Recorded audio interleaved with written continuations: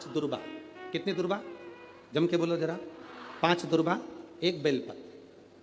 कभी अगर मौका मिले जीवन में, 5 दुर्बा, 1 बेलपत्र, 1 अक्षत, 1 चावल का दाना, और तीनों पत्तियों पर लगा हुआ चंदन। बेलपत्र की जो 3 पत्ती होती है, इन तीनों पर लगा हुआ चंदन। दुर्बा, बेलपत्र, चावल का 1 दाना मध्य पत्ती पर रखकर, जब भी आप अपने हृदय से कोई सरकारी गतिविधियों में कहीं फंस गए हो, सरकारी कोई केस चल रहा है, कोई सरकारी चीजों में अगर तकलीफें आ रही हैं, तो शिव का नाम लेकर आप अपना कर्म जरूर करना, मेहनत जरूर करना। कर्म के साथ में शंकर पर विश्वास रखकर 1 अक्षत का दाना, 1 बेलपत्र, 5 दुर्बा हाथ में लेकर शिव का स्मरण कर कर श्री शिवाय नमस्तुभ्यम कहकर, अगर श्री शिवाय नमस्तुभ्यम भी नहीं कह सकते, पंचाक्षर मंत्र नमः शिवाय, षडाक्षर मंत्र ओम नमः शिवाय, या फिर श्री शिवाय नमस्तुभ्यम बोलकर शिव को जो स्थान आपको बताया है, स्थान देखा ना, फिर ध्यान देंगे। अशोक सुंदरी से शिवलिंग के बीच की जो खाली जगह है, देख रहे हो आप लोग? एलईडीओं पर ध्यान देना। एलईडी और अपने अपने मोबाइल पर अगर आप कथा सुन रहे हो, या यहाँ पंडाल में कथा सुन रहे हो, या आस्था चैनल पर सुन रहे हो, तो वहाँ शिवलिंग, अशोक सुंदरी का स्थान, बीच में जो खाली जगह है, इस खाली जगह पर बेलपत्री और दुर्बा का जो पीछे का भाग है, वो पीछे का भाग अशोक सुंदर की ओर होना चाहिए। अशोक सुंदरी की ओर उसका भाग हो जाए, और पत्ती को इस तरह से शिवलिंग और जो खाली जगह है उसके मध्य में रखकर, कोई सरकारी चीज के लिए, कोई प्रशासनिक चीज के लिए, कोई केस के लिए, कोई कानूनी कार्यवाही के लिए, कोई तकलीफ में घिरे हुए हो, तो उस स्थान पर यह बेलपत्र केवल 1 बार चढ़ाकर बाबा से विनती करना, बाबा उसको स्वीकार जरूर करेगा, कार्य सफल जरूर करेगा। शंकर भगवान के इस शिवलिंग का स्मरण आप करेंगे। बीच में जो एक मोटी सी लाइन होती है, इसको अशोक सुंदरी कहते हैं। सब लोग दर्शन करें, जम के बोलो जरा, करें। अशोक सुंदरी की जगह जहां पूरी हो जाती है, उसके बीच में शिवलिंग और उसके बीच में थोड़ी सी जगह खाली आती है। करें दर्शन, समझना जरा बहुत अच्छे से। जैसे ये अशोक सुंदरी की जगह है, हम निवेदन करेंगे आस्था चैनल वालों से भी और एलईडी वाले भी, जिनको एलईडी पर आप दर्शन करा रहे हैं वो पूरी तरह से कराएं। गणेश जी का स्थान, षडानंद कार्तिकेय का स्थान, अशोक सुंदरी का स्थान, बीच में अशोक सुंदरी का जो स्थान पूरा हो जाता है, वहां से लेकर शिवलिंग के बीच में खाली जगह आती है। करें दर्शन आप लोगों ने, खाली जगह आती है।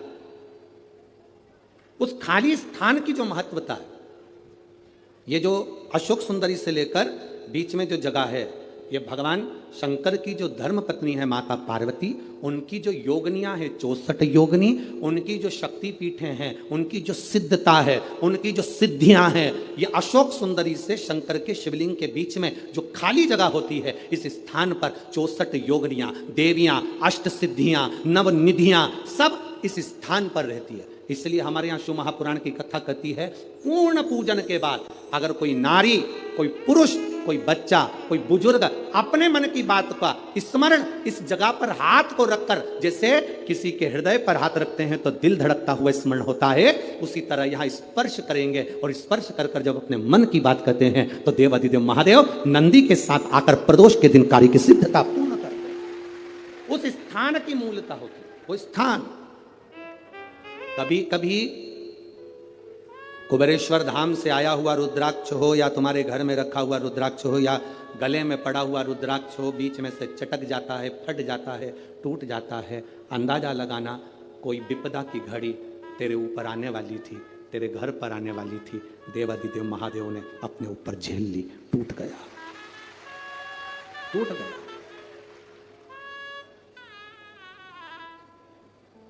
रुद्राक्ष और शंकर का शिवलिंग कभी खंडित नहीं होता, मालूम है आपको? आपको मालूम है कि नहीं? रुद्राक्ष और शंकर का शिवलिंग कभी खंडित नहीं होता। टूट गया तो भी जोड़कर उसको रखा जाता। शंकर का शिवलिंग बीच में से टूट गया तो भी विसर्जन नहीं होता। शंकर का शिवलिंग तो भी पूज्य है। 1000 टुकड़े भी हो जाएं उस शिवलिंग के तो भी उसकी पूजन होगी। 25,000 टुकड़े भी शिवलिंग के हो जाएं तो भी उसकी पूजन होगी, क्योंकि शंकर के टुकड़े टुकड़े हो जाएं तो भी शंकर कभी समाप्त नहीं होता, वो एक एक कंकर में कण कण में शंकर होता है। घर में रखा हुआ शिवलिंग का टुकड़ा भी हो जाए तो यह नहीं कहा जाता कि मेरा शिवलिंग खंडित हो गया, ना ना, शंकर भगवान ने कृपा कर कर अगर 2 टुकड़े हुए हैं तो शिव पार्वती दोनों आनंद के साथ बैठे हैं। अगर ज्यादा टुकड़े हो गए तो मेरे महादेव सहस्त्रेश्वर शिवलिंग बनकर, हजारों शिवलिंग बनकर बैठ गए। वो सहस्त्रेश्वर महादेव बन गया, सहस्त्रेश्वर महादेव के रूप में विराजित हो गया। दूसरी कोई मूर्ति हो खंडित हो गई, टूट गई, तो वो खंडित कहलाती है। दूसरे देवता की मूर्ति होगी, टूट गई, खंडित कहलाती है। पर शंकर भगवान का शिवलिंग अगर खंडित हो भी गया, टूट भी गया, तो वो खंडित नहीं कहलाता, वो खंडित नहीं कहलाता। शंकर भगवान की एक बेलपत्र, शिव की एक बेलपत्र जो शंकर जी पे समर्पित हो गई, समर्पित होने के बाद उठाने में टूट गई, खंडित हो गई। शिव जी पे चढ़ी थी, पूरी थी, पर जब चढ़ने के बाद बहुत सारी उठाई गई तो टूट गई, खंडित हो गई, टूट गई, खंडित हो गई, वो खंडित नहीं कहलाती। शिव जी पे चढ़ने के बाद जो बेलपत्र का अगर एक पत्ता भी तुमको मिला तो वो पूरी बेलपत्र कहलाती है, वो अधूरी नहीं कहलाती। शंकर भगवान पर चढ़ने के बाद अगर बेलपत्र का एक पत्ता भी तुमको मिला है तो वो खंडित नहीं, वो पूर्ण है। प्रदोष का दिन, प्रदोष काल का समय, भगवान शंकर प्रदोष के दिन, प्रदोष काल में अपने भक्तों के घर पर नंदी के कान में जो बोल कर जाता है, शिवजी नंदी पर बैठकर उस भक्त के दरवाजे पर उसका कल्याण करने के लिए प्रदोष के दिन, प्रदोष काल में पहुंचते हैं।